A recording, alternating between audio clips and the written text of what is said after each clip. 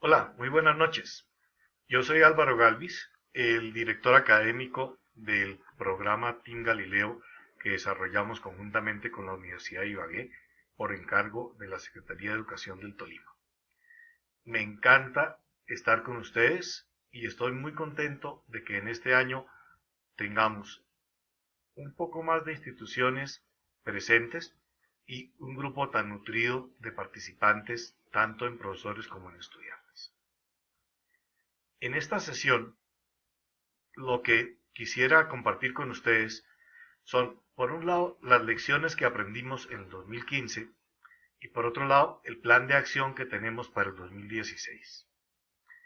Para hacer eso, nos basamos en un estudio que hicimos conjuntamente con los colegas de la Universidad de Ibagué y los de Metacursos, en el que nos propusimos entender qué era lo que hacía posible que fuera exitoso un programa de reforzamiento del aprendizaje de las matemáticas cuando lo apoyamos con tecnología y cuando lo alineamos con todo lo que es el esfuerzo que hacen los profesores y las instituciones para ayudar a los estudiantes a salir adelante en este proceso.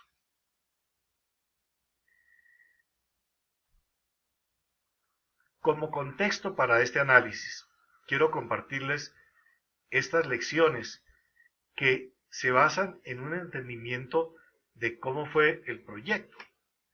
Si ustedes se dan cuenta, en el proyecto hubo 4 rondas y esas rondas, cada una tenía 5 concursos y cada concurso 10 problemas auténticos que se resolvían a lo largo de una semana en pequeños grupos hasta de 4 y con ayuda de laboratorios digitales y acompañamiento por parte del profesor. Nos damos cuenta que hay grupos que o instituciones que pudieron comenzar desde la primera ronda y en algunos casos desde la segunda, como fue por ejemplo en Ibagué, algunas de las instituciones o en Guamo, y en otros no fue sino hasta la tercera en el que pudieron vincularse, como fue en Leria y Armero y Melgar, y en el caso de Fresno en la cuarta. Entonces, ustedes se preguntarán, ¿cómo con tanta variedad de inicio y de participaciones y de estudiantes? Porque miren que en un principio eran 253 grupos, alrededor de 1000 participantes, y al final eran 504 equipos de estudiantes de A4, que eso es como un poquito más de 2000. Y profesores tuvimos en un comienzo 21 profesores y terminamos 37. ¿Cómo con esta variedad pueden llegar a entender qué fue lo que pasó en este proyecto? Bueno, pues afortunadamente tenemos un sistema de información que nos permite hacerle seguimiento y que lo primero que nos muestra es que la participación de los profesores en la capacitación una vez a la semana durante 2 horas y usando tecnología no fue precisamente la más uniforme. Hubo 5 profesores que participaron mínimamente, 4 que participaron alguito, 7, perdón, no son profesores, son profesores de instituciones, y hubo 8 instituciones en las que la participación fue alta. Pero no es que haya una relación directa entre la participación de los profesores y la de los estudiantes. Miren que en una institución donde el profesor participó mínimamente, los estudiantes también lo hicieron mínimamente. Suena muy razonable. Pero en otras instituciones, como estas 5 en las que el profesor participó parte un poco y parte mucho, los estudiantes participaron ni mucho. Y en cambio, en las que tenemos máxima participación de estudiantes, no podemos decir que esté asociada a máxima participación de profesores. hubo profesores que prácticamente no hicieron presencia en la capacitación y otros que lo hicieron con verdadera asiduidad y gran desempeño. Entonces, algo que tenemos que entender es cómo con estas tres grandes variables, cuándo comienzan, cuánta participación de profesores y cuánta participación de estudiantes, se pueden explicar los resultados que se obtuvieron. Para hacer eso, extrajimos de la base de datos aquellas variables que pudieran ser significativas. Por un lado, si ustedes miran la cantidad de equipos, pues la cantidad de equipos era bien dispar entre las instituciones y obviamente porque unas eran rurales, otras eran urbanas, otras eran instituciones, digamos, de tamaño medio y la gran mayoría eran de tamaño pequeño. Pero más interesante que eso es ver que hubo participación desde el primer día, como todas las del primer grupo, pero no hasta el final, como por ejemplo aquí estas que fueron solo hasta la mitad, hasta poco antes de la mitad, o las del segundo grupo, que son las de la segunda ronda, que comenzaron en la mitad y llegaron hasta el final. Hubo otras que no participaron, y las de la tercera ronda, que comenzaron ya tarde, desde la 14 o desde la 11, y aquí tenemos lo mismo. Entonces aquí tenemos un factor de variación muy interesante. Cuando uno combina este par de datos, el dato de la participación efectiva de los estudiantes y la participación de los equipos en el concurso, nos damos cuenta que la participación efectiva tiene variaciones muy relevantes. Por ejemplo, aquí tenemos que el 100% de las sesiones participó el 91% de los equipos. Entonces la participación efectiva es del 91%. Pero aquí tenemos que el 39% de las sesiones tuvieron participación del 18% de los equipos. Entonces, eso da una participación muy baja. Y por otro lado tenemos la participación de los profesores a la que habíamos hecho referencia, donde a través de participación directa o de completar en la red o de hacer el trabajo de remediación, los profesores lograron certificar lo que estaban aprendiendo. Estas variaciones, cuando uno mira lo que se obtuvo en las pruebas del ICFES, comienzan a ser inquietantes de entender. ¿Qué nos dicen las pruebas del ICFES? Que en el año 2014 el promedio nacional fue de 56 y todas las instituciones que tomaron parte en el proyecto estuvieron por debajo del promedio nacional. Son los rombos negros.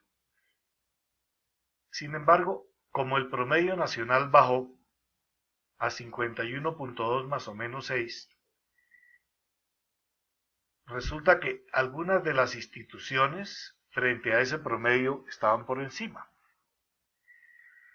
Pero al compararse con ellas mismas, vemos que en las del grupo 1 las variaciones son muy pequeñas, pasan de 47.5 a 47.9 en promedio, con desviaciones estándares también no muy grandes, pero en el grupo 2 tenemos que pierden capacidad de desempeño, pasan de 49 a 47.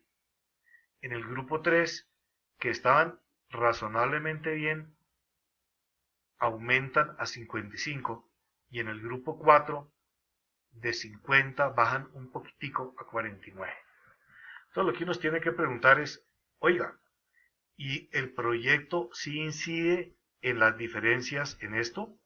Teniendo este cuarto ingrediente, y es que el punto de partida desde el punto de vista de preparación de los estudiantes también es distinto. Hicimos estas relaciones y pudimos entender que había, por un lado, una cantidad muy grande de instituciones que estaban por debajo del 20% de participación, algunas que estaban por debajo del 40%, pero que había un buen grupo que estaba por encima del 40%, y desde el punto de vista de cuánto aumentaron o cuánto perdieron en pruebas a ver, nos damos cuenta que hay instituciones que, estando en mínima participación o en mediana o en alta participación, están por encima de lo que traían, pero en algunos casos con 2 puntos y en otros casos con 8 puntos. Entonces, como que hay necesidad de poder entender qué está pasando. Y por otro lado, lo mismo pasa por debajo. Están por debajo -4 o hasta -6 puntos, concentrados de 40% para abajo de participación. Eso nos llevó a hacer un estudio de grupos y encontramos que había 3 grandes grupos. Un grupo de instituciones de 17 que participó mínimamente y que en promedio perdió 0.4 frente al promedio nacional.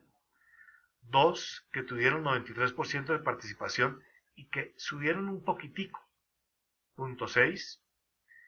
Y 6 que tuvieron un 51% de promedio de participación y que aumentaron en promedio 3 puntos frente al promedio nacional. Entonces, como que comienza a ser evidente que participar en el proyecto hace diferencia. Y eso es la primera conclusión que sacamos, pero no la quisimos sacar sin antes entender si el hecho de llegar a la final en una serie de concursos de un torneo hace diferencia o no.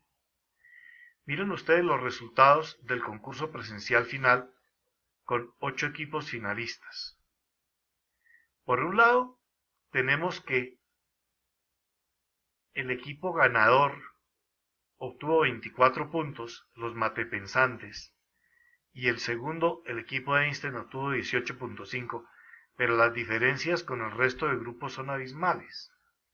Entonces, como que uno dice, algo tuvo que haber pasado más allá de haberse puesto nerviosos o de alguna circunstancia haberlos afectado.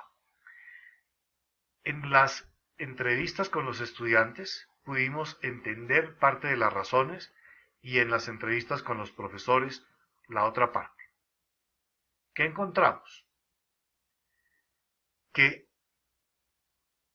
efectivamente sí incide en los resultados el hecho de participar efectivamente en el concurso, pero la razón no es por participar, sino porque han entendido los conceptos y han aprendido a usar los laboratorios digitales que verdaderamente les simplifican la vida en el momento de trabajar con problemas auténticos. Y ahí es donde la facilitación del profesor es crítica. El profesor que participa facilitando desde el centro, es decir, dándoles todas las ayudas, no les hace ningún bien a sus estudiantes. El que participa desde el lado sí lo hace.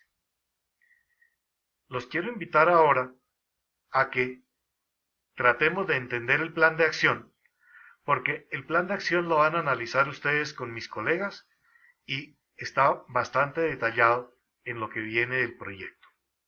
Muy buenas noches y les deseo una feliz semana trabajando en esto de ponernos al día en los laboratorios y el entendimiento de aquellas situaciones que queremos que los estudiantes resuelvan.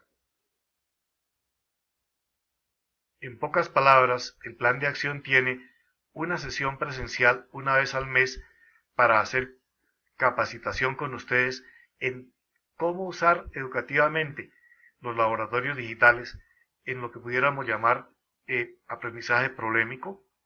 Y por otro lado, 2 torneos, uno para los de grado 10 y otro para los de grado 11, en los que una vez cada semana están lidiando